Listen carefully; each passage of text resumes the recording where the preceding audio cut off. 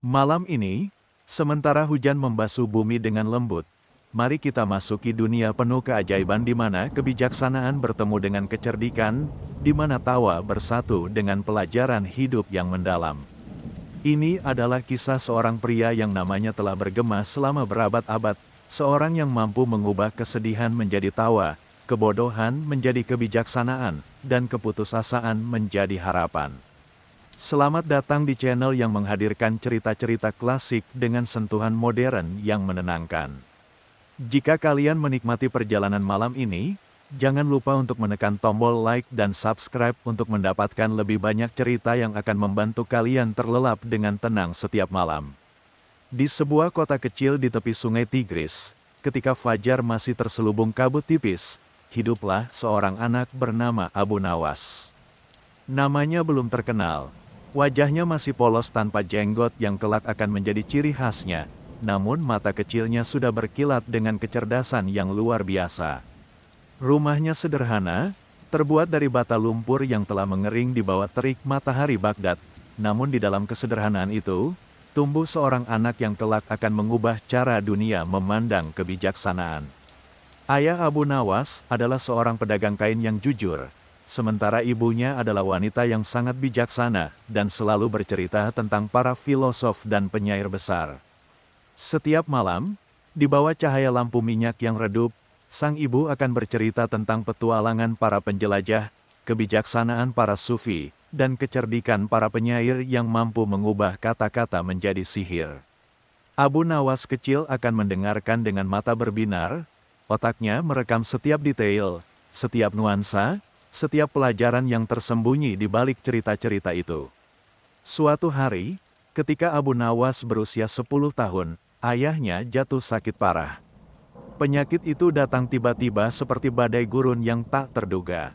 Sang ayah yang biasanya kuat dan penuh semangat, kini terbaring lemah di tempat tidur, napasnya pendek dan wajahnya pucat. Keluarga kecil itu jatuh dalam kesulitan finansial karena toko kain harus ditutup. Abu Nawas melihat air mata ibunya yang ditahan, melihat kekhawatiran yang menggerogoti keluarganya, dan saat itulah dia memutuskan untuk melakukan sesuatu. Dengan keberanian yang jauh melampaui usianya, Abu Nawas pergi ke pasar. Dia tidak memiliki uang, tidak memiliki barang untuk dijual, yang dia miliki hanyalah kecerdasan dan keberanian. Di pojok pasar yang ramai, dia mulai bercerita. Cerita pertamanya sederhana, tentang seorang burung kecil yang belajar terbang, namun cara dia menyampaikannya begitu menarik sehingga orang-orang mulai berhenti dan mendengarkan. Suaranya jernih, gerakannya ekspresif, dan yang paling penting, dia mampu membuat orang tertawa di tengah kesulitan hidup mereka. Hari demi hari, Abu Nawas kembali ke pasar. Cerita-ceritanya semakin kompleks, semakin menarik. Dia mulai mengamati orang-orang di sekitarnya, mempelajari kelemahan dan kelebihan mereka, lalu merangkainya menjadi cerita-cerita yang tidak hanya menghibur tetapi juga mendidik. Orang-orang mulai memberikan koin sebagai apresiasi, dan uang itu dia bawa pulang untuk membantu keluarganya membeli obat dan makanan. Suatu sore, ketika matahari mulai condong ke barat dan langit berwarna jingga keemasan, seorang pria berpakaian mewah mendengar Abu Nawas bercerita. Pria itu adalah salah satu penasihat khalifah yang sedang menyamar untuk mengamati kehidupan rakyat. Dia terkesan dengan kecerdasan anak itu dan kemampuannya mengemas kritik sosial dalam balutan humor yang tidak menyinggung. Tanpa sepengetahuan Abu Nawas, pria itu melaporkan temuannya kepada khalifah. Beberapa hari kemudian, datanglah utusan khalifah ke rumah sederhana keluarga Abu Nawas. Sang ibu hampir pingsan ketakutan, mengira ada masalah besar, namun ternyata khalifah memanggil Abu Nawas untuk tampil di istana. Ini adalah kesempatan yang tidak pernah dia bayangkan, namun juga tantangan terbesar dalam hidupnya yang masih muda. Malam sebelum berangkat ke istana, Abu Nawas tidak bisa tidur. Dia berjalan-jalan di sekitar rumah, melihat bintang-bintang yang berkelap-kelip di langit malam, mencoba menenangkan hatinya yang berdebar kencang. Ibunya duduk bersamanya di teras, mengelus rambutnya dengan lembut. "Besok kau akan menghadapi orang-orang yang berkuasa, Nak," kata sang ibu dengan suara yang penuh kasih sayang. "Ingatlah, Kekuatan sejati bukan terletak pada jabatan atau kekayaan, melainkan pada kemampuan untuk menyentuh hati orang lain dengan kebenaran yang disampaikan dengan cara yang bijaksana. Jangan pernah takut untuk mengatakan yang benar, tetapi katakanlah dengan cara yang membuat orang ingin mendengarkan, bukan menutup telinga. Keesokan harinya, Abu Nawas memasuki istana khalifah yang megah. Dinding-dindingnya dihiasi kaligrafi indah, lantainya tertutup permadani mewah dari Persia, dan langit-langitnya tinggi dengan ukiran-ukiran yang rumit. Namun yang paling memukau bukanlah kemegahan istana, melainkan atmosfer kekuasaan yang terasa begitu kental.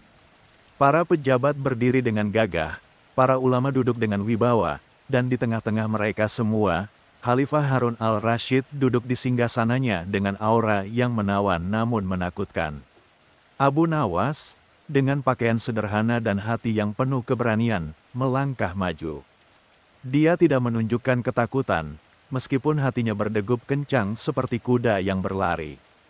Khalifah menatapnya dengan mata yang tajam, menilai apakah anak ini benar-benar memiliki keistimewaan yang dilaporkan oleh penasehatnya. "Anak muda," kata Khalifah dengan suara yang menggelegar di ruangan besar itu, "aku dengar kau memiliki kemampuan bercerita yang luar biasa. Buktikan kepadaku bahwa kau layak berada di istana ini. Ceritakanlah sesuatu yang tidak hanya menghibur, tetapi juga mengajarkan sesuatu yang berharga." Abu Nawas mengambil napas dalam-dalam, lalu memulai ceritanya. Dia bercerita tentang seorang raja yang merasa dirinya paling bijaksana di dunia, namun suatu hari bertemu dengan seorang petani tua yang sederhana. Raja itu menantang petani untuk membuktikan siapa yang lebih bijaksana. Petani itu kemudian mengajukan pertanyaan sederhana, "Jika engkau adalah raja yang paling bijaksana, dapatkah engkau memberitahu berapa banyak bintang di langit malam ini?" Raja yang sombong itu mencoba menghitung, namun tentu saja tidak mungkin. Lalu petani berkata, "Kebijaksanaan sejati bukanlah tentang mengetahui segala hal, melainkan tentang menyadari betapa banyak hal yang tidak kita ketahui, dan tetap rendah hati dalam menghadapi misteri kehidupan ini." Seluruh ruang istana terdiam. Khalifah menatap Abu Nawas dengan pandangan yang berubah dari skeptis menjadi kagum. Cerita sederhana itu mengandung kritik yang halus terhadap kesombongan penguasa, namun disampaikan dengan cara yang begitu elegan sehingga tidak ada yang merasa tersinggung. Sebaliknya, semua orang merenungkan makna mendalam di balik cerita itu. Sejak hari itu, Abu Nawas menjadi bagian dari istana khalifah. Namun dia tidak pernah melupakan asal-usulnya yang sederhana. Setiap kali dia bercerita di istana, dia selalu menyisipkan pelajaran tentang keadilan, kebijaksanaan, dan pentingnya memahami penderitaan rakyat biasa. Khalifah, yang awalnya hanya mencari hiburan, mulai menyadari bahwa dalam setiap cerita Abu Nawas terkandung nasihat yang berharga untuk seorang pemimpin. Suatu malam, ketika angin dingin bertiup dari arah gurun dan bulan purnama menerangi istana dengan cahaya perak yang lembut, Khalifah merasa gelisah. Dia tidak bisa tidur karena memikirkan berbagai masalah negara yang semakin kompleks. Ada laporan tentang ketidakadilan di daerah-daerah terpencil, korupsi di kalangan pejabat, dan rakyat yang mulai mengeluh tentang pajak yang semakin tinggi. Dia memanggil Abu Nawas ke ruang pribadinya. "Abu Nawas," kata Khalifah dengan suara yang lelah, "aku membutuhkan kebijaksanaanmu malam ini. Sebagai seorang pemimpin, bagaimana aku harus menghadapi semua masalah ini tanpa kehilangan akal sehatku?" Abu Nawas duduk bersila di lantai, menatap Khalifah dengan mata yang penuh pengertian. "Ya Amirul Mukminin, izinkan saya bercerita tentang seorang penggembala yang memiliki kawanan domba yang sangat besar. Suatu hari, dia mendengar ada serigala yang mengancam dombanya. Penggembala itu panik dan mulai berlari ke sana kemari, mencoba melindungi setiap domba sekaligus. Akibatnya, dia malah tersandung dan terjatuh, sementara serigala dengan tenang memangsa domba-dombanya. Khalifah mendengarkan dengan seksama, menunggu kelanjutan cerita. Lalu, lanjut Abu Nawas, penggembala itu bertemu dengan penggembala tua yang berpengalaman. Penggembala tua berkata, "Daripada berlari panik ke segala arah, lebih baik kau berdiri di tengah-tengah kawanan dan berteriak keras. Suara yang tegas dan penuh percaya diri akan membuat serigala takut, sementara domba-domba akan berkumpul di sekitarmu untuk berlindung. Khalifah terdiam sejenak, merenungkan makna cerita itu. Lalu dia tersenyum. Kau ingin mengatakan bahwa seorang pemimpin tidak boleh terjebak dalam kepanikan menghadapi berbagai masalah, melainkan harus berdiri tegak di tengah krisis dan memberikan kepastian kepada rakyatnya. Abu Nawas mengangguk dengan hormat. Masalah akan selalu ada, Yang Mulia. Yang penting adalah bagaimana kita menghadapinya dengan kepala dingin dan hati yang tenang. Rakyat tidak membutuhkan pemimpin yang sempurna, mereka membutuhkan pemimpin yang jujur dan berani mengakui kesalahannya. Sejak malam itu, hubungan antara Abu Nawas dan Khalifah menjadi semakin erat. Abu Nawas tidak hanya menjadi penghibur, tetapi juga menjadi penasihat yang bijaksana. Namun popularitasnya di istana membuat beberapa pejabat tinggi merasa terancam. Mereka khawatir pengaruh Abu Nawas terhadap Khalifah akan mengurangi kekuasaan mereka. Di antara mereka adalah Ja'far, seorang vizier yang sangat ambisius dan haus kekuasaan. Ja'far merasa bahwa Abu Nawas, dengan asal-usulnya yang sederhana, tidak pantas memiliki akses langsung kepada Khalifah. Dia mulai merencanakan cara untuk menjatuhkan Abu Nawas. Suatu hari, Ja'far mendekati Khalifah dengan ekspresi yang penuh kekhawatiran palsu.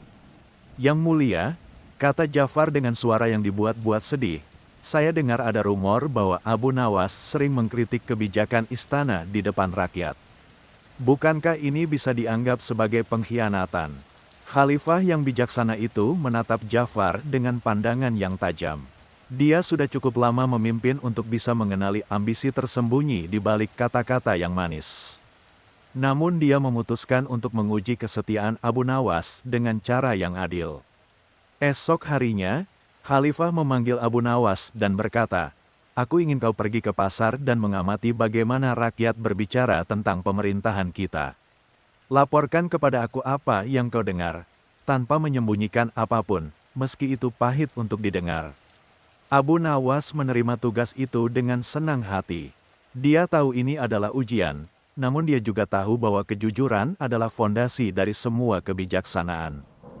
Dia pergi ke pasar dengan menyamar sebagai pedagang biasa, mendengarkan percakapan di kedai-kedai kopi, di antara para pedagang, dan di sudut-sudut jalan tempat orang berbicara dengan bebas. Yang dia dengar tidaklah sepenuhnya menyenangkan. Ada keluhan tentang pajak yang tinggi, ada kecemasan tentang korupsi di kalangan pejabat daerah, ada ketidakpuasan terhadap beberapa kebijakan yang dianggap tidak adil. Namun Abu Nawas juga mendengar rasa hormat yang mendalam terhadap Khalifah pribadi, pengakuan bahwa meskipun ada masalah, Khalifah adalah pemimpin yang peduli pada rakyatnya. Ketika Abu Nawas kembali ke istana, Ja'far sudah menunggu dengan seringai tersembunyi. Dia yakin bahwa Abu Nawas akan menyembunyikan kritik-kritik yang ada, atau sebaliknya, melaporkan semuanya dan membuat Khalifah marah terhadap rakyat. Abu Nawas menghadap Khalifah dengan tenang. Yang Mulia, kata dia dengan suara yang jernih, rakyat adalah seperti kebun yang sedang tumbuh. Ada bunga-bunga indah yang bermekaran, yaitu rasa cinta dan hormat mereka kepada Anda. Namun ada juga rumput liar yang perlu dicabut, yaitu ketidakpuasan terhadap beberapa pejabat yang menyalahgunakan wewenang. Dan ada juga tanah yang perlu dipupuk, yaitu kebijakan yang perlu diperbaiki agar kebun ini bisa semakin subur. Khalifah tersenyum mendengar laporan yang bijaksana itu. Abu Nawas berhasil menyampaikan kritik tanpa menyakiti hati, memberikan gambaran yang jujur tanpa membuat penguasa merasa diserang. Ja'far yang mendengar laporan itu merasa frustrasi karena rencananya gagal. Namun Ja'far tidak mudah menyerah. Dia kemudian merancang rencana yang lebih licik. Suatu hari, dia mendekati Abu Nawas dengan wajah yang bersahabat. "Abu Nawas," kata Ja'far dengan senyum palsu, "aku selalu mengagumi kecerdasanmu. Bagaimana kalau kita bermain teka-teki? Jika kau bisa menjawab pertanyaanku, aku akan memberikanmu 100 dinar emas. Namun jika kau gagal, kau harus berjanji untuk tidak lagi memberikan nasihat kepada Khalifah." Abu Nawas, yang selalu suka dengan tantangan intelektual, menerima tawaran itu. Jafar lalu bertanya, apa yang lebih berharga dari emas, lebih tajam dari pedang, namun tidak bisa dilihat atau dipegang? Abu Nawas berpikir sejenak, lalu tersenyum. Itu adalah kebenaran, Jafar. Kebenaran lebih berharga dari emas karena dengan kebenaran kita bisa mendapatkan kekayaan yang sesungguhnya, yaitu rasa hormat dan kepercayaan. Kebenaran lebih tajam dari pedang karena bisa menembus kebohongan sekeras apapun. Dan kebenaran tidak bisa dilihat atau dipegang, namun efeknya bisa dirasakan oleh siapa saja yang bersentuhan dengannya. Jafar terpaksa memberikan 100 dinar emas, namun hatinya penuh kebencian. Dia merasa dipermalukan oleh seorang anak muda yang berasal dari keluarga sederhana. Sementara itu, Abu Nawas terus mengembangkan kemampuannya. Dia tidak puas hanya menjadi penghibur istana, dia ingin menjadi orang yang benar-benar bermanfaat bagi masyarakat. Dia mulai belajar dari para ulama, para filosof, dan para penyair terbaik di Baghdad. Dia memperdalam pengetahuan agama, mempelajari filsafat Yunani yang diterjemahkan ke bahasa Arab, dan menguasai berbagai bentuk puisi klasik. Namun yang paling penting, Abu Nawas tidak pernah kehilangan sentuhan dengan rakyat biasa. Dia sering menyamar dan turun ke jalan-jalan, ke pasar-pasar, ke tempat-tempat di mana orang biasa berkumpul. Dia mendengarkan keluhan mereka, memahami perjuangan sehari-hari mereka, dan kemudian mengangkat suara mereka melalui cerita-ceritanya di istana. Suatu hari, terjadi peristiwa yang mengubah hidup Abu Nawas selamanya. Ada seorang janda miskin yang datang ke istana untuk mengadukan seorang pejabat yang telah merebut tanah miliknya secara tidak adil. Namun penjaga istana mengusirnya karena dia tidak memiliki uang untuk menyuap mereka. Wanita itu menangis di depan gerbang istana, dan kebetulan Abu Nawas melihatnya. Abu Nawas mendekati wanita itu dan mendengarkan kisahnya.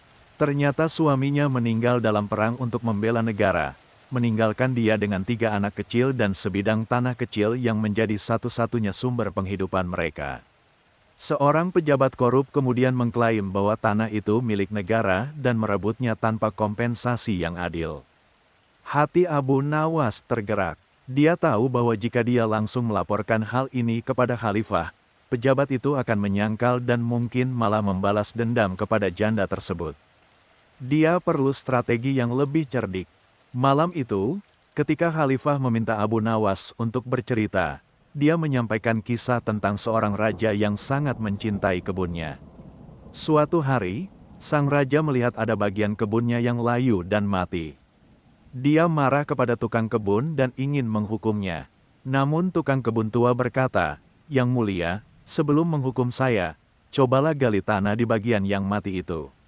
Mungkin ada sesuatu yang menghalangi akar-akar tanaman untuk mendapat nutrisi." Ketika digali, ternyata ada tikus-tikus yang membuat terowongan di bawah tanah dan memakan akar-akar tanaman. Raja itu menyadari bahwa masalahnya bukan pada tukang kebun, melainkan pada hama yang tersembunyi yang merusak dari dalam. Khalifah yang cerdas langsung memahami maksud cerita itu.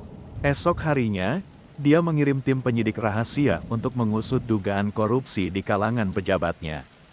Hasilnya mengejutkan, tidak hanya satu, tetapi beberapa pejabat terbukti melakukan korupsi dan merugikan rakyat. Mereka semua dipecat dan tanah janda itu dikembalikan dengan kompensasi yang layak. Peristiwa ini membuat reputasi Abu Nawas semakin meningkat, namun juga membuat musuh-musuhnya semakin banyak. Jafar dan kelompoknya merasa terancam karena Abu Nawas terbukti mampu mengungkap kejahatan mereka dengan cara yang sangat cerdik. Mereka mulai menyebarkan fitnah bahwa Abu Nawas adalah mata-mata dari kerajaan musuh, atau bahwa dia sedang merencanakan pemberontakan. Namun khalifah yang bijaksana tidak mudah terprovokasi. Dia sudah terlalu sering melihat bukti kesetiaan dan kebijaksanaan Abu Nawas. Untuk menguji kebenaran tuduhan itu, khalifah mengadakan sayembara. Dia mengumumkan bahwa siapa saja yang bisa membuktikan bahwa Abu Nawas adalah pengkhianat akan mendapatkan hadiah 1000 dinar emas. Namun jika tuduhan itu terbukti salah, yang menuduh akan dihukum sesuai hukum yang berlaku. Jafar merasa ini adalah kesempatan emasnya. Dia menyewa beberapa saksi palsu dan menyiapkan bukti-bukti yang dipalsukan. Namun Abu Nawas tidak panik menghadapi tuduhan itu. Dia meminta izin kepada Khalifah untuk mempertahankan diri dengan cara yang tidak biasa. Yang mulia, kata Abu Nawas dengan tenang, izinkan saya membuktikan kesetiaan saya bukan dengan kata-kata, melainkan dengan perbuatan. Berilah saya 3 hari untuk menyelesaikan satu misi yang paling sulit sekalipun. Jika saya berhasil, itu akan membuktikan bahwa saya memang mengabdi kepada negara ini. Jika saya gagal atau melarikan diri, maka tuduhan itu benar. Khalifah menarik, lalu dia menyebutkan misi yang hampir mustahil.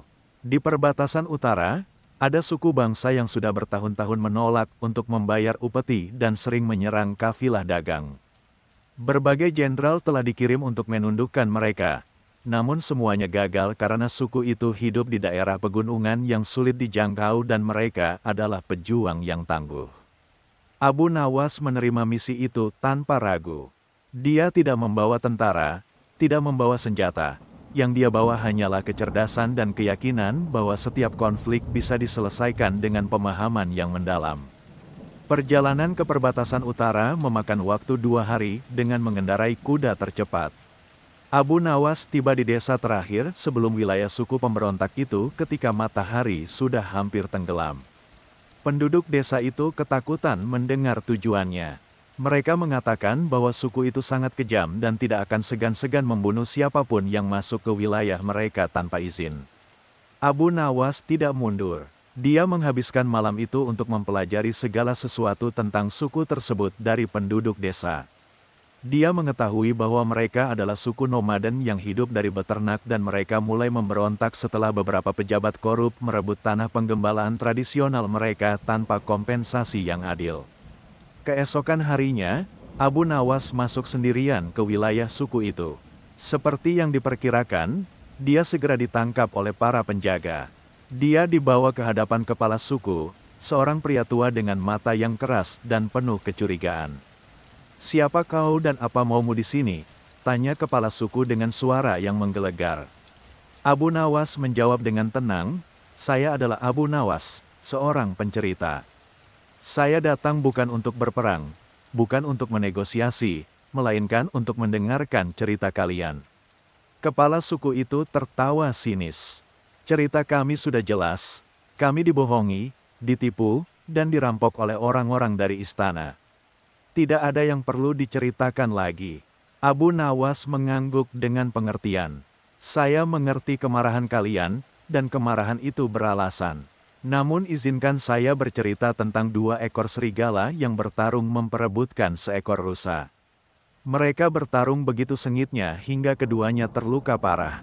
Sementara mereka bertarung, datanglah serigala ketiga yang dengan mudah merebut rusa itu dan pergi meninggalkan mereka." Kepala suku itu mulai mendengarkan dengan lebih serius. Abu Nawas melanjutkan, "Kemarahan kalian terhadap pejabat korup itu benar adanya. Namun dengan terus berperang, siapa yang diuntungkan? Rakyat kalian menderita karena harus selalu bersiap berperang. Anak-anak kalian tidak bisa belajar dengan tenang. Ternak kalian tidak bisa gemuk karena selalu dipindah-pindahkan untuk menghindari konflik. Sementara itu, pejabat-pejabat korup itu tetap aman di istana mereka." Kepala suku mulai terdiam, merenungkan kata-kata Abu Nawas. Lalu Abu Nawas berkata lagi, "Bagaimana kalau kita ubah strategi?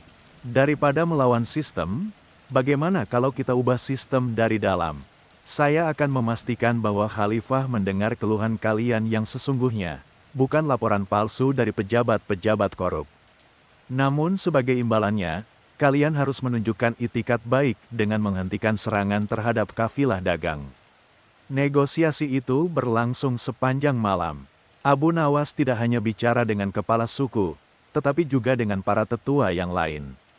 Dia mendengarkan setiap keluhan, setiap kekhawatiran, setiap harapan mereka. Lalu dia mulai merangkai solusi yang bisa diterima oleh semua pihak. Pagi harinya, tercapailah kesepakatan yang mengejutkan. Suku itu setuju untuk kembali membayar upeti, namun dengan jumlah yang adil dan sesuai dengan kemampuan mereka. Sebagai imbalannya, Khalifah harus menjamin bahwa tanah-tanah penggembalaan tradisional mereka akan dikembalikan dan tidak akan ada pejabat yang bisa merebutnya tanpa proses hukum yang adil. Ketika Abu Nawas kembali ke istana dengan perjanjian damai itu, seluruh istana terperangah. Misi yang dianggap mustahil itu berhasil diselesaikan tanpa pertumpahan darah satu tetes pun. Khalifah sangat terkesan dan langsung memerintahkan agar syarat-syarat dalam perjanjian itu segera dilaksanakan. Ja'far dan kroni-kroninya merasa malu dan marah. Mereka menyadari bahwa Abu Nawas bukan hanya cerdas dalam bercerita, tetapi juga dalam diplomasi dan penyelesaian konflik. Ini membuat mereka semakin takut kehilangan posisi mereka. Beberapa bulan setelah peristiwa itu, ketika musim semi tiba dan bunga-bunga mulai bermekaran di taman istana, Khalifah mengadakan perayaan besar untuk merayakan perdamaian dengan suku perbatasan utara. Dalam perayaan itu, Abu Nawas diminta untuk bercerita di depan tamu-tamu kehormatan dari berbagai negeri. Abu Nawas naik ke atas panggung dengan percaya diri. Dia mulai bercerita tentang seorang Raja Wali yang sombong karena bisa terbang tinggi. Raja Wali itu meremehkan semua burung lain dan merasa dirinya paling mulia. Suatu hari, dia bertemu dengan seekor burung pipit kecil yang sedang membangun sarang untuk anak-anaknya. Raja Wali itu mengejek burung pipit, "Kau hanya burung kecil yang tidak berguna, tidak bisa terbang tinggi, tidak bisa berburu seperti aku." Burung pipit itu menjawab dengan tenang, "Benar, saya tidak bisa terbang setinggi Anda, namun saya bisa membangun rumah yang hangat untuk keluarga saya. Saya tidak bisa berburu seperti Anda, namun saya bisa mencari benih-benih kecil yang Anda anggap tidak berharga namun cukup untuk memberi makan anak-anak saya. Dan yang paling penting, ketika badai datang, saya tahu di mana harus berlindung, sementara Anda yang terbang tinggi itu justru paling rentan terhadap petir." Tamu-tamu kehormatan itu mendengarkan dengan penuh perhatian. Mereka menyadari bahwa Abu Nawas sedang menyampaikan pesan tentang pentingnya kerendahan hati dan memahami nilai setiap individu dalam masyarakat. Abu Nawas melanjutkan, "Beberapa hari kemudian, datanglah badai besar yang belum pernah terjadi sebelumnya. Raja Wali yang sombong itu terbang tinggi seperti biasa, namun dia tidak menyangka bahwa di ketinggian itu justru angin lebih kencang dan petir lebih berbahaya. Dia terseret badai dan jatuh terluka parah. Burung pipit kecil yang melihatnya tidak membalas dendam, melainkan membantu Raja Wali itu berlindung di sarangnya yang kecil namun kokoh. Raja Wali itu akhirnya menyadari bahwa kebesaran sejati bukan diukur dari seberapa tinggi kita bisa terbang, melainkan dari seberapa dalam kita bisa memahami dan membantu sesama." Tepuk tangan yang meriah menggema di ruang perayaan itu. Para tamu kehormatan dari berbagai negeri terkesan dengan kebijaksanaan yang disampaikan melalui cerita sederhana namun mendalam. Beberapa dari mereka bahkan meminta izin untuk membawa Abu Nawas ke negeri mereka. Namun Khalifah dengan tegas menolak karena dia tidak ingin kehilangan harta karun yang berharga ini. Setelah perayaan itu, kehidupan Abu Nawas menjadi semakin kompleks. Popularitasnya telah menyebar ke seluruh dunia Arab, namun hal ini juga membuat dia menjadi target dari berbagai kelompok yang merasa terancam. Ada kalangan ulama konservatif yang menganggap cerita-ceritanya terlalu bebas dan tidak sesuai dengan interpretasi keagamaan yang kaku. Ada kalangan bangsawan yang merasa bahwa Abu Nawas, dengan latar belakang rakyat biasa, tidak pantas memiliki pengaruh yang besar di istana. Namun yang paling berbahaya adalah kelompok yang dipimpin oleh Ja'far. Mereka merasa bahwa Abu Nawas telah menjadi ancaman nyata terhadap sistem korupsi yang telah mereka bangun selama bertahun-tahun. Setiap kali Abu Nawas bercerita, ada saja pejabat korup yang terungkap kejahatannya dan dipecat oleh Khalifah. Ja'far kemudian merancang rencana yang paling licik. Dia menyewa seorang pembunuh bayaran untuk menyerang Abu Nawas, namun membuat seolah-olah serangan itu datang dari suku yang baru saja berdamai dengannya. Tujuannya adalah membuat Khalifah marah kepada suku itu dan memulai perang kembali, sementara Abu Nawas akan mati dan tidak bisa lagi mengungkap kejahatan-kejahatan mereka. Namun Abu Nawas memiliki jaringan informan di antara rakyat biasa yang sangat loyal kepadanya. Seorang tukang sepatu yang sering mendengar cerita Abu Nawas di pasar secara tidak sengaja mendengar pembicaraan antara Ja'far dan pembunuh bayaran itu. Dia segera melaporkan hal ini kepada Abu Nawas. Abu Nawas menghadapi situasi yang sangat berbahaya. Dia bisa saja melapor langsung kepada khalifah, namun dia tidak memiliki bukti yang kuat. Jafar sangat cerdik dan pasti sudah menyiapkan alibi yang sempurna. Abu Nawas membutuhkan strategi yang lebih cemerlang.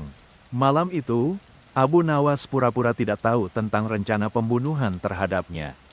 Dia datang ke istana seperti biasa dan bercerita di depan khalifah dan para pejabat. Namun cerita yang dia sampaikan kali ini sangat istimewa. Dia bercerita tentang seorang raja yang memiliki dua penasihat. Penasihat pertama selalu setuju dengan raja dan tidak pernah mengkritik apapun. Penasihat kedua kadang-kadang menyampaikan kritik yang membangun, namun selalu dengan cara yang bijaksana dan penuh hormat. Suatu hari, ada musuh yang merencanakan untuk membunuh penasihat kedua karena mereka tahu bahwa dialah yang membuat raja menjadi bijaksana dan sulit untuk ditipu. Mereka menyewa seorang pembunuh dan merencanakan untuk membuat seolah-olah pembunuhan itu dilakukan oleh penasihat pertama, sehingga raja akan marah dan menghukum orang yang tidak bersalah. Namun, lanjut Abu Nawas, penasihat kedua itu sangat cerdas.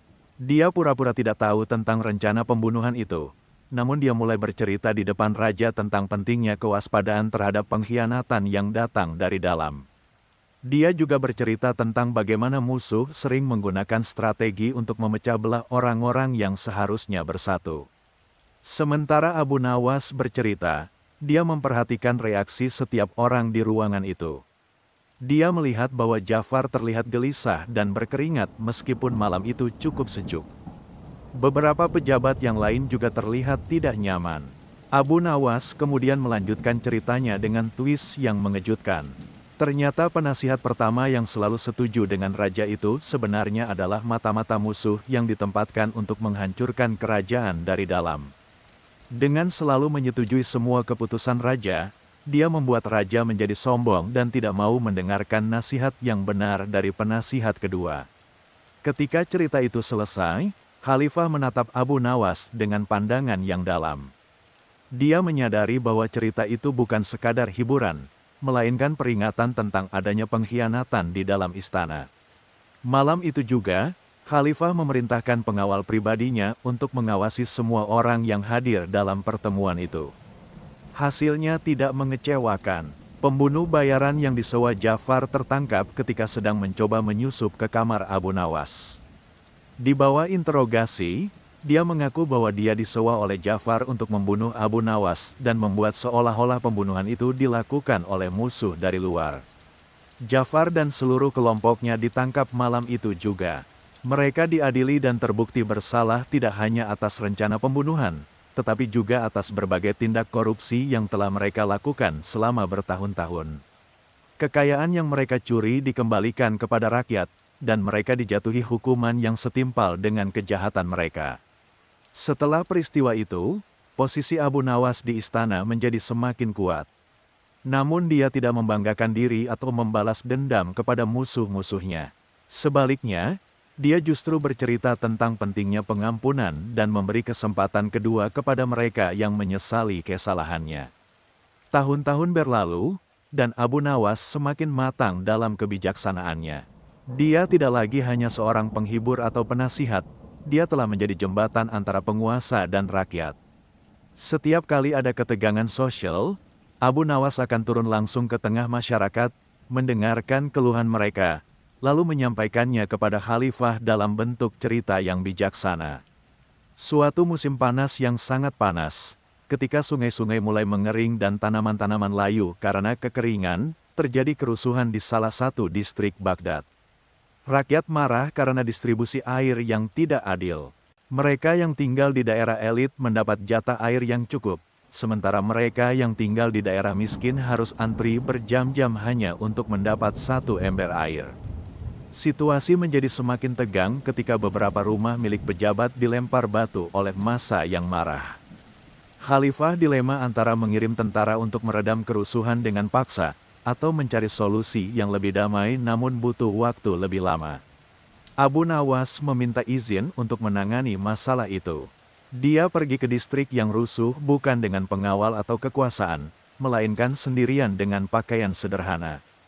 Dia menemukan bahwa kerusuhan dipimpin oleh seorang pemuda bernama Kasim yang ayahnya meninggal karena dehidrasi akibat tidak mendapat air yang cukup.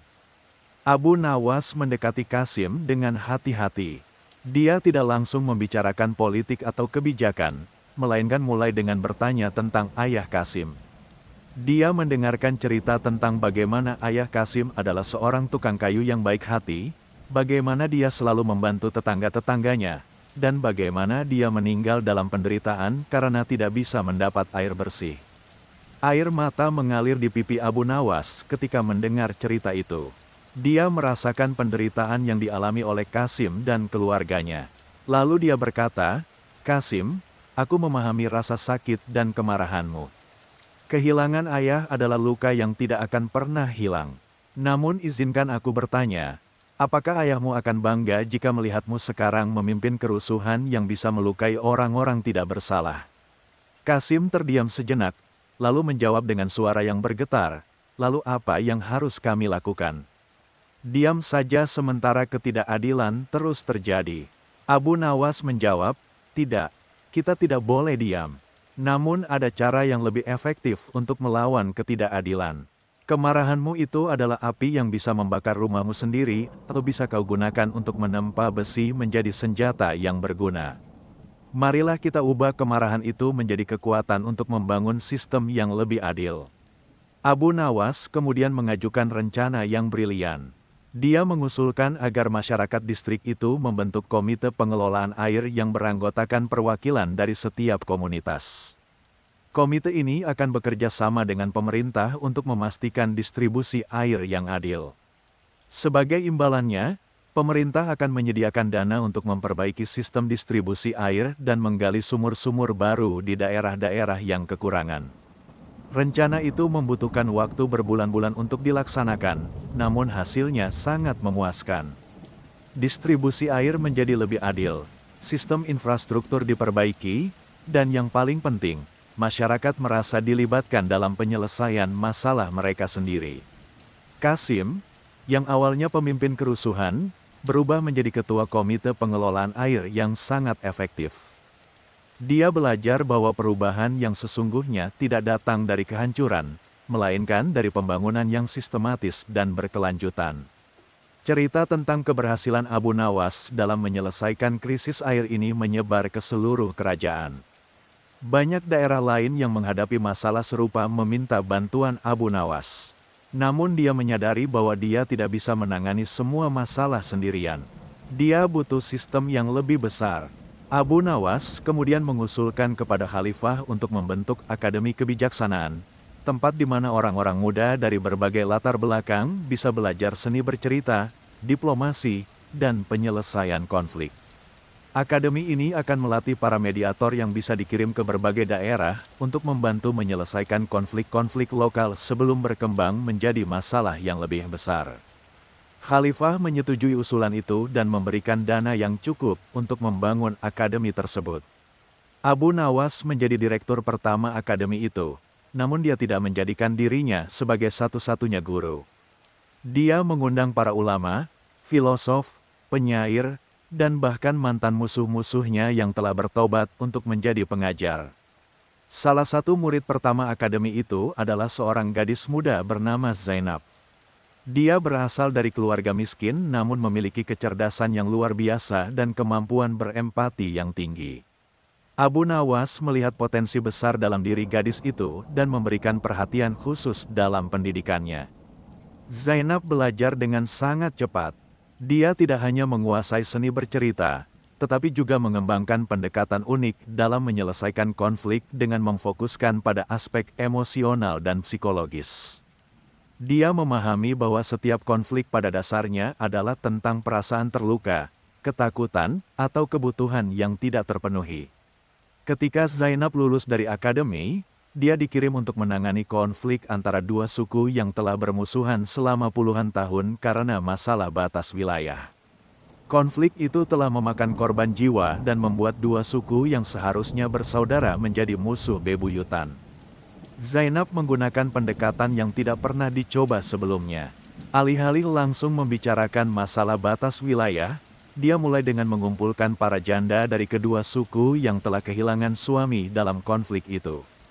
Dia mengajak mereka untuk bercerita tentang kenangan indah bersama suami mereka sebelum konflik dimulai. Dalam pertemuan itu, para janda menyadari bahwa penderitaan yang mereka alami sama, terlepas dari suku mana mereka berasal. Mereka semua kehilangan orang yang dicintai karena konflik yang sebenarnya bisa diselesaikan dengan cara yang damai. Para janda itu kemudian menjadi mediator alami antara kedua suku, karena tidak ada laki-laki yang berani menentang permintaan para janda yang telah menderita karena perang. Konflik yang sudah berlangsung puluhan tahun itu akhirnya diselesaikan dalam hitungan minggu. Batas wilayah dibagi secara adil, dan kedua suku bahkan setuju untuk bekerja sama dalam mengelola sumber daya air yang langka di daerah mereka. Keberhasilan Zainab ini membuat Abu Nawas sangat bangga.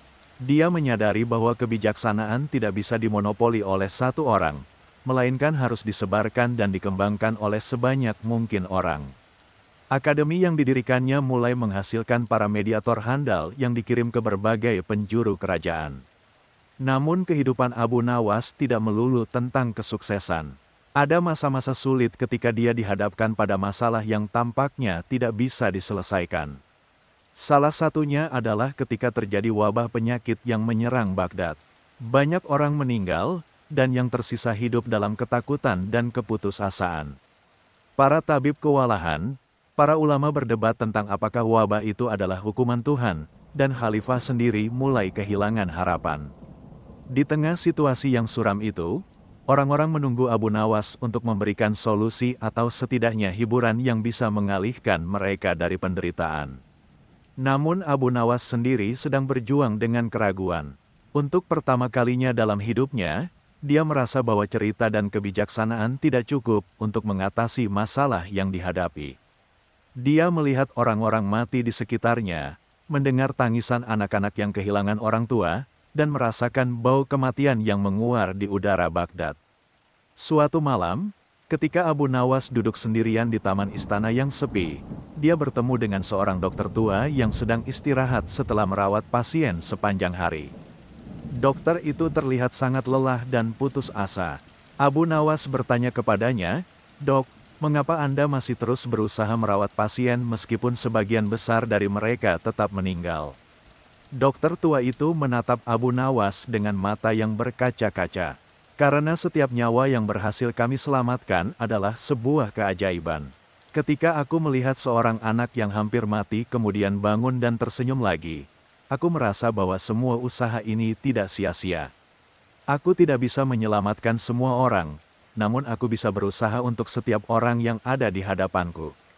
Percakapan itu membuka mata Abu Nawas.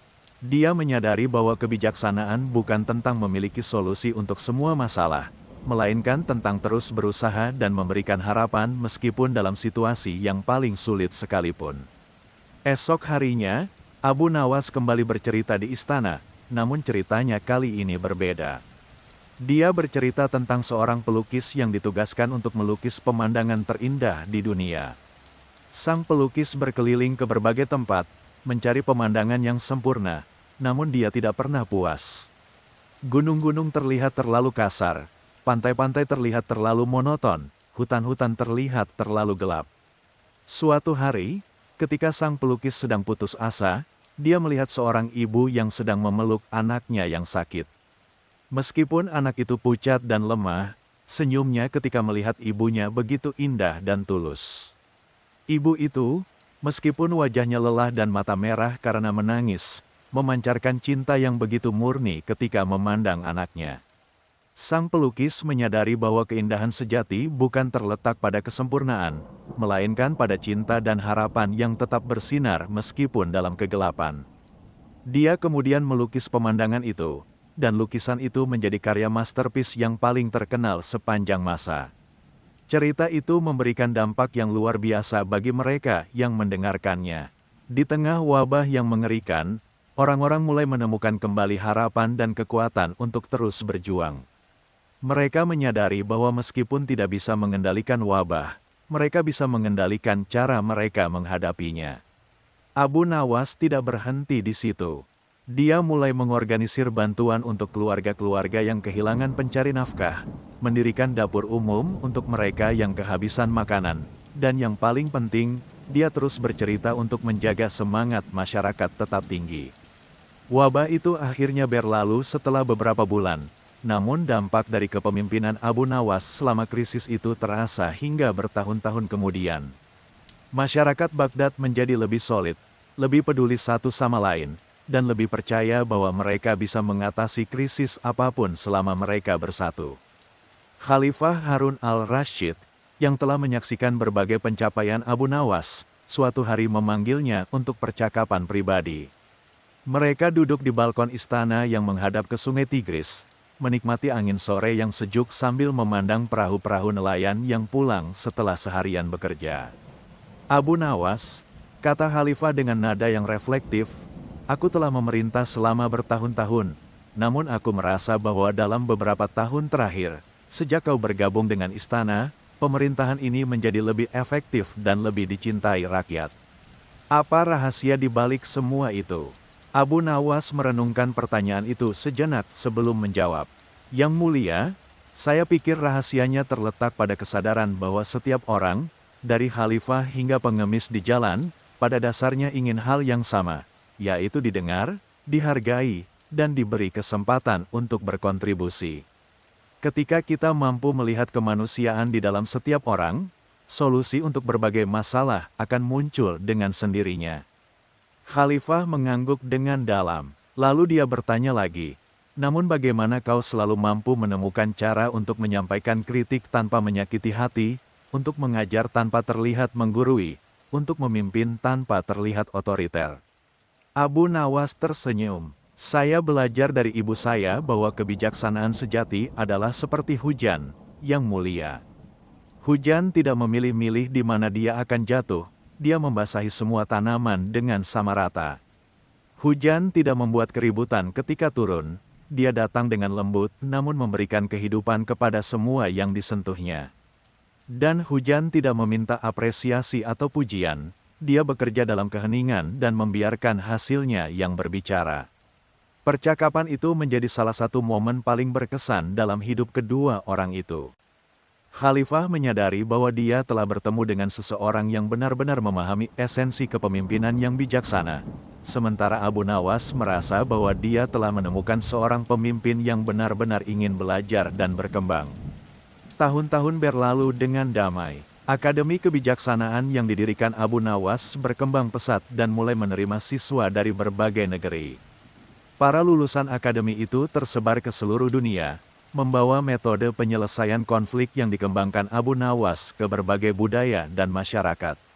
Namun kehidupan selalu penuh dengan ujian yang tidak terduga. Suatu hari, datanglah kabar bahwa kerajaan tetangga berencana untuk menyerang Baghdad. Raja kerajaan itu merasa terancam dengan semakin kuatnya pengaruh Baghdad di kawasan, terutama setelah banyak rakyatnya yang mulai menuntut pemimpin yang bijaksana seperti Khalifah Harun al-Rashid. Situasi ini sangat dilematis bagi Khalifah. Perang bisa dihindari jika dia mau menyerahkan beberapa wilayah perbatasan sebagai upeti. Namun hal itu akan menunjukkan kelemahan dan bisa mengundang serangan dari kerajaan-kerajaan lain. Sebaliknya, jika dia berperang, banyak nyawa yang akan melayang dan ekonomi kerajaan akan terganggu. Para jenderal mengusulkan serangan preemptif untuk mengejutkan musuh. Para diplomat mengusulkan negosiasi dengan memberikan konsesi ekonomi. Para ulama mengusulkan untuk berdoa dan menyerahkan segalanya kepada Tuhan. Namun Khalifah merasa bahwa semua usulan itu tidak memberikan solusi yang benar-benar memuaskan. Di tengah kebingungan itu, Khalifah meminta pendapat Abu Nawas. Abu Nawas meminta waktu 3 hari untuk memikirkan solusi. Selama 3 hari itu, dia tidak makan dengan normal, tidurnya tidak nyenyak, dan dia terus merenung di taman istana sambil memandang bintang-bintang. Pada malam ketiga, ketika bulan baru mulai muncul sebagai sabit tipis di langit, Abu Nawas mendapat inspirasi. Dia teringat pada sebuah cerita yang dulu diceritakan ibunya tentang 2 petani yang memperebutkan sebuah pohon yang tumbuh di perbatasan kebun mereka. Esok harinya, Abu Nawas menghadap Khalifah dengan rencana yang sangat berani. Yang mulia, kata dia dengan mata berbinar-binar, bagaimana kalau kita ubah ancaman ini menjadi peluang? Alih-alih berperang atau menyerah, bagaimana kalau kita undang raja musuh itu untuk bertanding kebijaksanaan? Khalifah menaikkan alis, heran dengan usulan yang tidak biasa itu. Abu Nawas menjelaskan rencananya. Kita tantang raja itu untuk kompetisi kebijaksanaan di hadapan rakyat kedua kerajaan.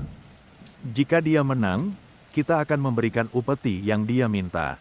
Namun jika kita menang, dia harus mengakui kedaulatan kita dan berhenti mengancam Baghdad. Kompetisi ini akan disaksikan oleh utusan dari berbagai kerajaan, sehingga hasilnya akan diakui secara internasional. Usulan itu sangat berisiko karena jika kalah, Khalifah akan kehilangan muka di hadapan dunia. Namun Abu Nawas yakin bahwa ini adalah cara terbaik untuk menyelesaikan konflik tanpa pertumpahan darah. Setelah berdiskusi panjang dengan para penasihat, Khalifah memutuskan untuk menerima usulan Abu Nawas. Tantangan itu dikirim kepada raja musuh, yang awalnya merasa tersinggung namun kemudian menerima karena dia merasa yakin bisa mengalahkan Khalifah dalam hal apapun. Kompetisi kebijaksanaan itu diatur dengan aturan yang sangat fair. Akan ada 3 babak. Setiap babak akan dinilai oleh panel juri yang terdiri dari ulama dan filosof terkemuka dari berbagai negeri yang netral. Babak pertama adalah tentang keadilan, babak kedua tentang kepemimpinan, dan babak ketiga tentang visi untuk masa depan. Hari kompetisi tiba dengan suasana yang sangat tegang namun juga meriah. Ribuan orang dari kedua kerajaan berkumpul di sebuah amphitheater besar yang dibangun khusus untuk acara ini. Para utusan dari berbagai negeri duduk di tempat terhormat, sementara rakyat biasa memenuhi bangku-bangku yang tersedia. Babak pertama dimulai dengan pertanyaan tentang bagaimana menangani seorang pencuri yang mencuri karena kelaparan. Raja musuh menjawab bahwa pencuri harus dihukum sesuai hukum, tanpa memandang alasan di balik perbuatannya. Hukum adalah hukum dan harus ditegakkan tanpa kompromi. Khalifah, yang dibimbing oleh Abu Nawas, menjawab dengan lebih nuansa. Pencuri memang harus dihukum, namun kita juga harus bertanya mengapa dia sampai terpaksa mencuri. Jika dia mencuri karena kelaparan, maka hukuman yang adil adalah dia harus bekerja untuk mengganti yang dicuri, sementara negara harus menyediakan pekerjaan yang layak sehingga dia tidak perlu mencuri lagi. Panel juri memberikan poin lebih tinggi untuk Khalifah karena jawabannya menunjukkan pemahaman yang lebih dalam tentang akar masalah dan solusi yang berkelanjutan. Babak kedua lebih menantang. Pertanyaannya adalah tentang bagaimana seorang pemimpin harus menghadapi kritik dari rakyatnya. Raja musuh menjawab bahwa pemimpin yang baik tidak boleh mentolerir kritik yang berlebihan karena hal itu akan melemahkan otoritas dan menciptakan chaos. Khalifah menjawab, seorang pemimpin yang bijaksana harus membedakan antara kritik yang membangun dan kritik yang destruktif. Kritik yang membangun harus didengarkan dan dijadikan bahan introspeksi, sementara kritik yang destruktif harus dihadapi dengan kebijaksanaan, tidak dengan kemarahan. Seorang pemimpin sejati akan menjadikan kritik sebagai cermin untuk melihat kekurangannya, bukan sebagai ancaman terhadap kewibawaannya. Sekali lagi, Khalifah unggul dalam babak ini. Namun babak ketiga adalah yang paling menentukan, dan disinilah keunggulan Abu Nawas benar-benar terlihat. Pertanyaan babak ketiga adalah, bagaimana menciptakan masyarakat yang ideal di mana semua orang bisa hidup bahagia dan sejahtera. Raja musuh memberikan jawaban yang klise tentang menegakkan hukum dengan tegas, membangun tentara yang kuat, dan mengumpulkan kekayaan sebanyak-banyaknya untuk negara. Khalifah, dengan bimbingan Abu Nawas, memberikan jawaban yang sangat berbeda. Masyarakat ideal tidak bisa diciptakan dengan paksa, melainkan harus ditumbuhkan seperti kebun yang subur. Setiap warga negara adalah tanaman yang unik, mereka membutuhkan nutrisi yang berbeda, perawatan yang berbeda, namun semuanya berkontribusi untuk keindahan keseluruhan kebun. Seorang pemimpin adalah seperti tukang kebun yang bijaksana. Dia tidak memaksakan semua tanaman untuk tumbuh dengan cara yang sama, melainkan memahami kebutuhan masing-masing dan membantu mereka berkembang sesuai potensi mereka. Yang penting bukanlah seragam, melainkan harmoni dalam keberagaman. Masyarakat yang ideal adalah masyarakat di mana seorang petani merasa sama berharganya dengan seorang menteri, di mana seorang anak yatim mendapat perlindungan yang sama dengan anak bangsawan, di mana kebenaran dihargai lebih tinggi dari kekuasaan, dan di mana setiap orang memiliki kesempatan untuk berkontribusi sesuai dengan kemampuan mereka. Jawaban itu mendapat standing ovation dari seluruh penonton. Panel juri dengan suara bulat menyatakan Khalifah sebagai pemenang kompetisi. Raja musuh, meskipun awalnya merasa malu, akhirnya mengakui keunggulan Khalifah dan menarik ancaman perangnya. Bahkan lebih dari itu, dia meminta izin untuk mengirim beberapa penasehatnya untuk belajar di Akademi Kebijaksanaan yang didirikan Abu Nawas. Kemenangan dalam kompetisi itu membuat nama Abu Nawas semakin terkenal di seluruh dunia Arab. Namun popularitas itu juga membawa tantangan baru. Banyak orang yang datang kepadanya dengan harapan bahwa dia bisa menyelesaikan semua masalah mereka dengan keajaiban. Ada yang berharap dia bisa menyembuhkan penyakit dengan cerita. Ada yang berharap dia bisa mengubah nasib mereka dengan sihir kata-kata. Abu Nawas menyadari bahwa dia harus mengklarifikasi perannya. Dalam sebuah khotbah di Masjid Besar Baghdad, dia berkata, "Saudara-saudaraku, saya hanyalah manusia biasa yang diberi karunia untuk bercerita. Saya tidak memiliki kekuatan ajaib, saya tidak bisa mengubah takdir dengan mantra. Yang saya miliki hanyalah pengalaman bahwa setiap masalah memiliki solusi jika kita mau berpikir kreatif dan bekerja sama. Cerita-cerita yang saya sampaikan bukanlah sihir, melainkan cermin yang membantu kita melihat masalah dari perspektif yang berbeda. Kebijaksanaan sejati bukan terletak pada kemampuan menjawab semua pertanyaan, melainkan pada keberanian untuk terus bertanya dan terus belajar." Khotbah itu membantu masyarakat memahami peran Abu Nawas dengan lebih realistis. Mereka tetap mengagumi dan menghormatinya, namun mereka juga memahami bahwa perubahan yang sesungguhnya harus datang dari usaha mereka sendiri, bukan dari mengandalkan satu orang saja. Seiring bertambahnya usia, Abu Nawas mulai memikirkan tentang warisan yang akan dia tinggalkan. Dia menyadari bahwa suatu hari dia akan meninggal, dan jika semua kebijaksanaan hanya terpusat padanya, maka semuanya akan hilang bersamaan dengan kematiannya. Dia mulai fokus untuk mengembangkan sistem yang bisa bertahan tanpa kehadirannya. Akademi Kebijaksanaan diperluas dengan membuka cabang-cabang di berbagai kota. Metode pengajaran disistematisasi sehingga bisa diajarkan oleh guru-guru lain. Yang paling penting, dia mulai menulis kumpulan cerita dan kebijaksanaan yang bisa dibaca oleh generasi mendatang. Proses penulisan itu tidak mudah bagi Abu Nawas yang lebih terbiasa bercerita secara lisan. Dia harus belajar bagaimana menangkap nuansa suara, gestur, dan ekspresi dalam bentuk tulisan.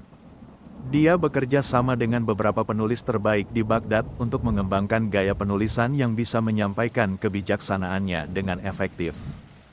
Suatu malam, ketika Abu Nawas sedang menulis di ruang kerjanya yang sederhana, datanglah seorang pemuda yang mengaku sebagai cucu dari Qasim, mantan pemimpin kerusuhan yang berhasil diubahnya menjadi pemimpin masyarakat yang konstruktif.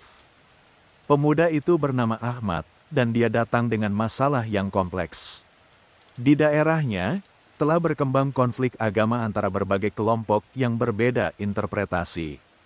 Masing-masing kelompok mengklaim bahwa mereka yang paling benar, dan mereka menolak untuk berkompromi atau bahkan berdialog dengan kelompok lain. Ahmad berkata dengan nada putus asa, "Paman Abu Nawas, konflik ini sudah sampai pada tahap di mana saudara tidak mau berbicara dengan saudara, tetangga tidak mau membantu tetangga. Bahkan dalam satu keluarga pun bisa terpecah karena perbedaan interpretasi agama. Bagaimana cara menyelesaikan masalah yang begitu rumit ini?" Abu Nawas mendengarkan dengan penuh perhatian. Lalu dia berkata, "Ahmad, masalah yang kau ceritakan ini memang sangat kompleks. Namun izinkan aku bercerita tentang seorang tukang emas yang sangat ahli. Suatu hari, datanglah 5 orang kepada tukang emas itu dengan membawa cincin emas yang sama persis bentuknya. Mereka bertengkar karena masing-masing mengklaim bahwa cincinnya adalah yang paling murni emasnya. Pertengkaran itu semakin sengit karena masing-masing memiliki alasan dan bukti yang tampaknya benar. Tukang emas yang bijaksana itu tidak langsung menilai mana yang paling murni. Sebaliknya, dia berkata, "Sebelum kita menentukan mana yang paling murni, mari kita lihat dulu untuk apa cincin-cincin ini akan digunakan." Ternyata, kelima cincin itu akan digunakan untuk menikah dengan gadis-gadis yang mereka cintai. Tukang emas itu kemudian berkata, "Jika tujuan kalian adalah untuk menyatakan cinta dan komitmen, maka yang paling penting bukanlah kadar emas dalam cincin, melainkan ketulusan cinta dalam hati kalian. Emas yang paling murni sekalipun tidak akan berarti apa-apa jika tidak disertai dengan cinta yang tulus." Ahmad mulai memahami maksud cerita itu. Abu Nawas melanjutkan, "Dalam konflik agama yang sedang kalian hadapi, setiap kelompok terlalu fokus pada kemurnian interpretasi mereka masing-masing, hingga melupakan tujuan utama dari agama itu sendiri, yaitu untuk menciptakan kedamaian, kasih sayang, dan keadilan di dunia. Cobalah kumpulkan semua kelompok itu dan ajak mereka untuk fokus pada misi bersama yang konkret. Misalnya, membantu anak-anak yatim di daerah kalian, atau merawat orang-orang sakit yang tidak mampu. Ketika mereka bekerja sama untuk tujuan yang mulia, mereka akan menyadari bahwa perbedaan interpretasi tidak sebanding dengan kesamaan misi mereka." Ahmad kembali ke daerahnya dengan semangat baru. Dia mengorganisir proyek-proyek sosial yang melibatkan semua kelompok agama. Awalnya mereka reluctant untuk bekerja sama, namun ketika melihat dampak positif dari kerjasama mereka terhadap masyarakat, perlahan-lahan konflik di antara mereka mulai mereda. Proyek pertama yang mereka lakukan bersama adalah membangun sekolah untuk anak-anak dari keluarga miskin. Setiap kelompok agama berkontribusi sesuai kemampuan mereka. Ada yang menyumbang tenaga, ada yang menyumbang bahan bangunan, ada yang menyumbang buku-buku. Ketika sekolah itu selesai dibangun dan anak-anak mulai belajar di sana, semua kelompok merasa bangga dengan pencapaian bersama itu. Berita tentang keberhasilan Ahmad dalam menyelesaikan konflik agama sampai kepada Abu Nawas. Dia merasa bangga bahwa metode yang diajarkannya bisa diterapkan oleh generasi muda dan memberikan hasil yang positif. Ini memperkuat keyakinannya bahwa kebijaksanaan memang harus disebarkan dan dikembangkan oleh banyak orang. Sementara itu, Abu Nawas sendiri menghadapi tantangan pribadi yang berat. Ibunya, yang telah berusia lanjut, jatuh sakit parah. Penyakit itu membuat dia semakin lemah dari hari ke hari, dan para tabib mengatakan bahwa tidak ada yang bisa dilakukan selain membuat dia senyaman mungkin. Abu Nawas menghabiskan waktu sebanyak mungkin di samping tempat tidur ibunya. Mereka berbincang tentang masa kecil Abu Nawas, tentang cerita-cerita yang dulu diceritakan sang ibu, tentang impian dan harapan yang telah tercapai. Sang ibu sangat bangga melihat anaknya yang dulu adalah anak kecil yang suka mendengarkan cerita, kini telah menjadi sumber kebijaksanaan bagi banyak orang.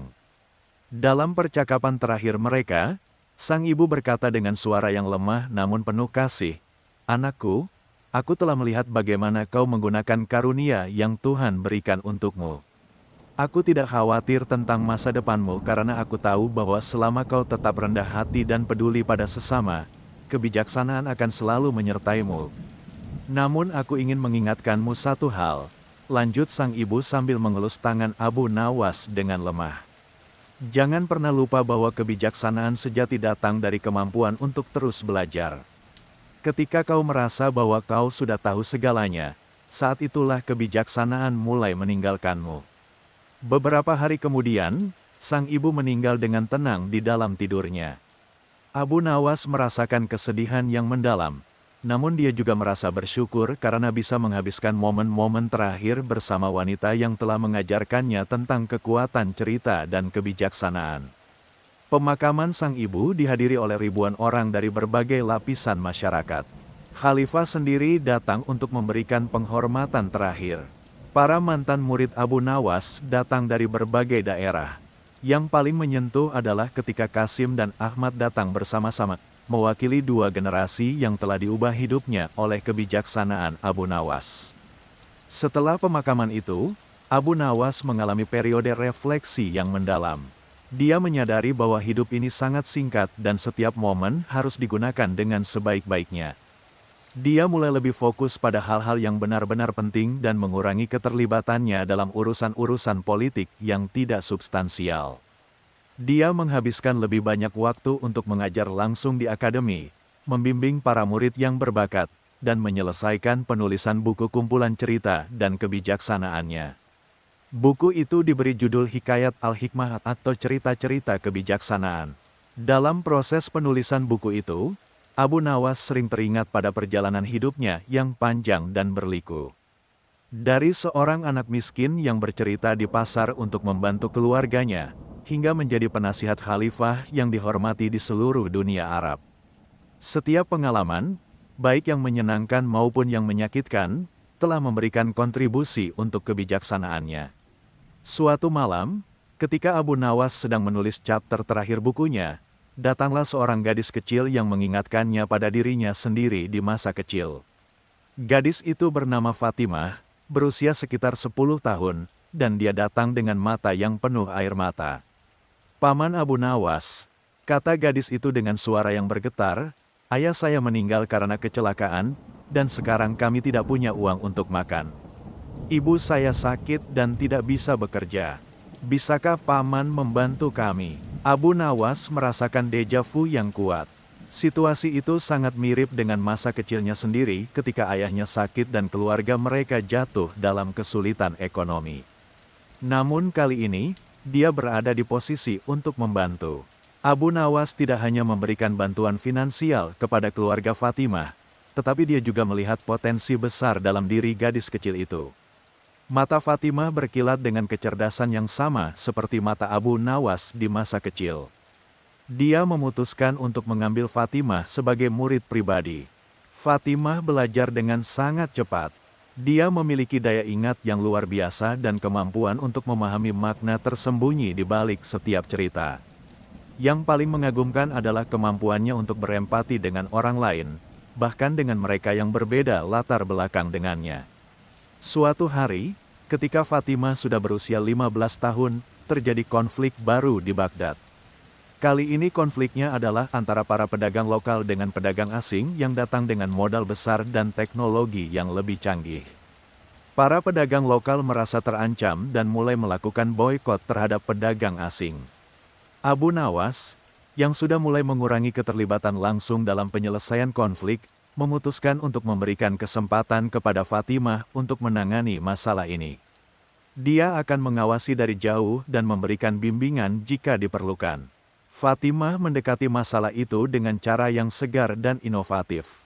Alih-alih fokus pada persaingan, dia fokus pada kolaborasi.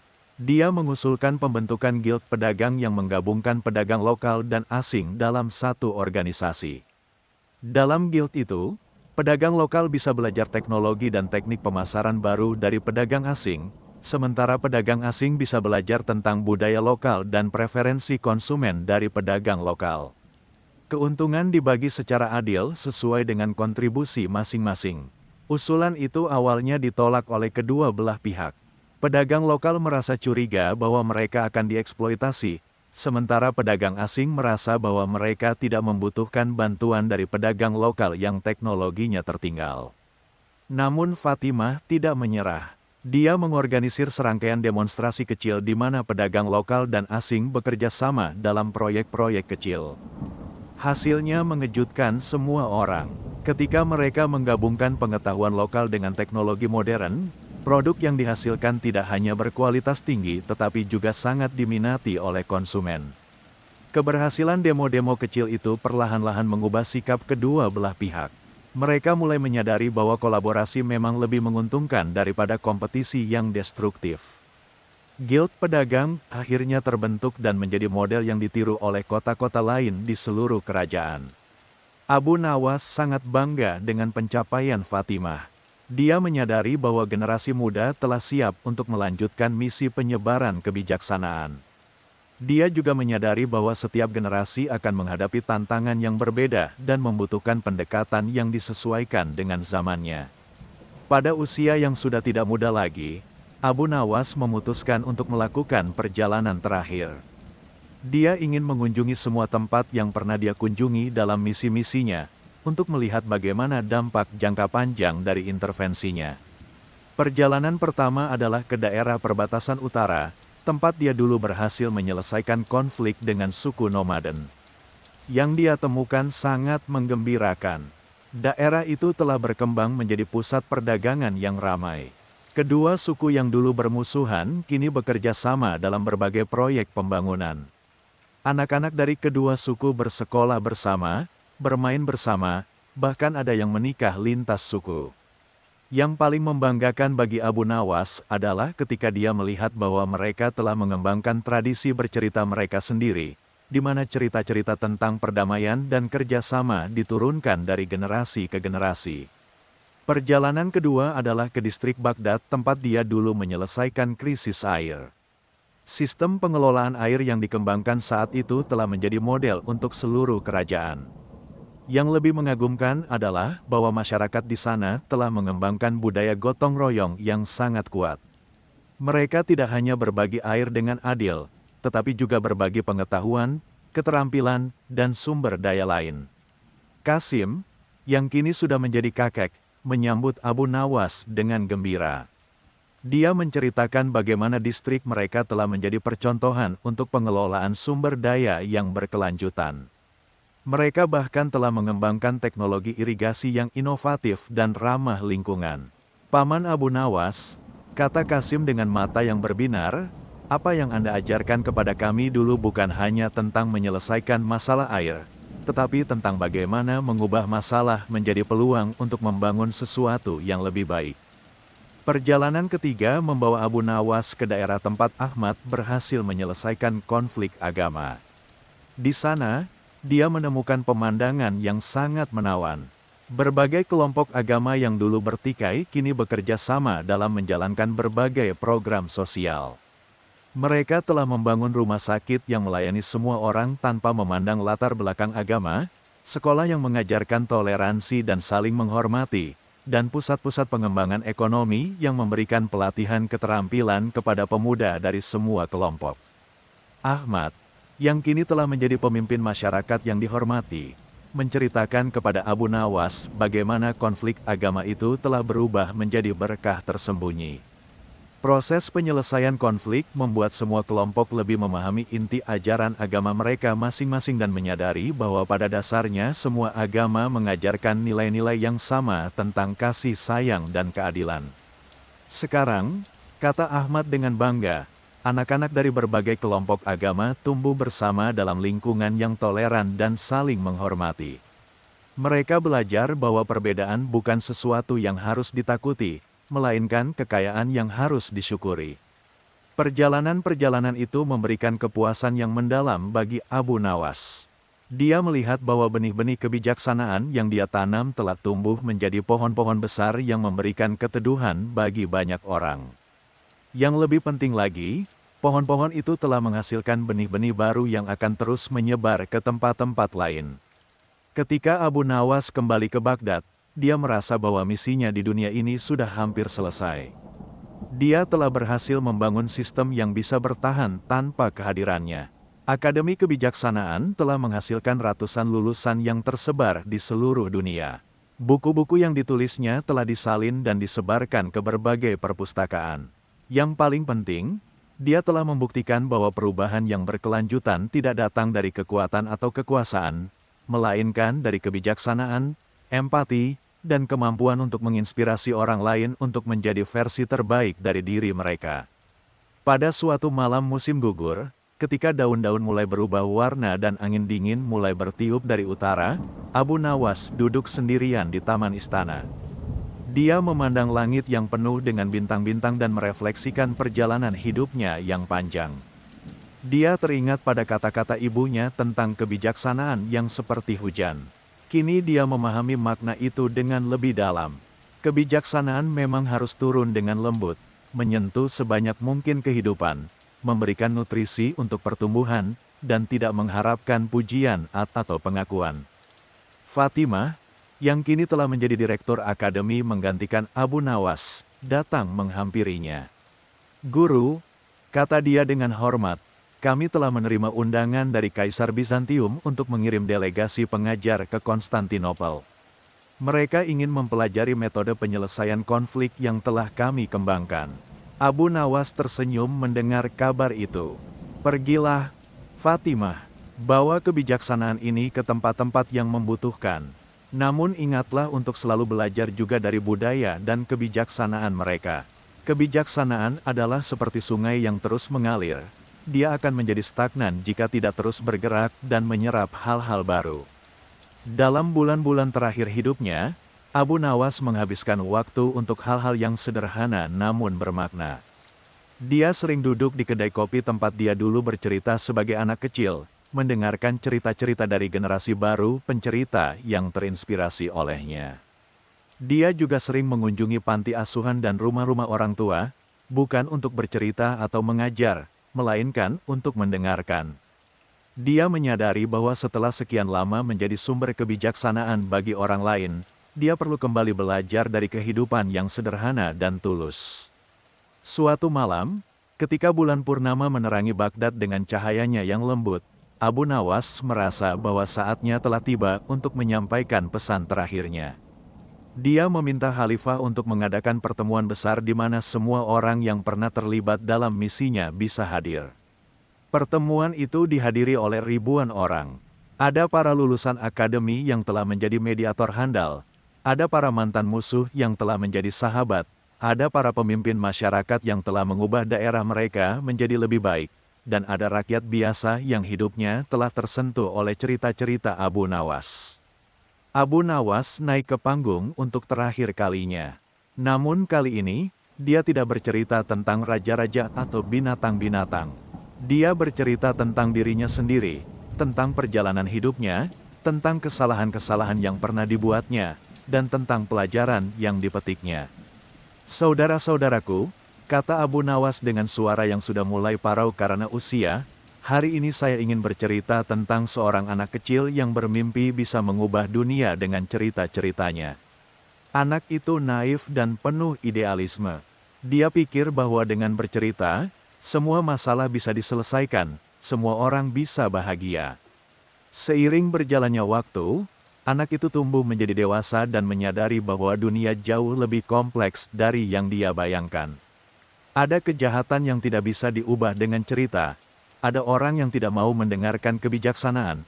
Ada masalah yang membutuhkan solusi praktis, bukan hanya filosofis.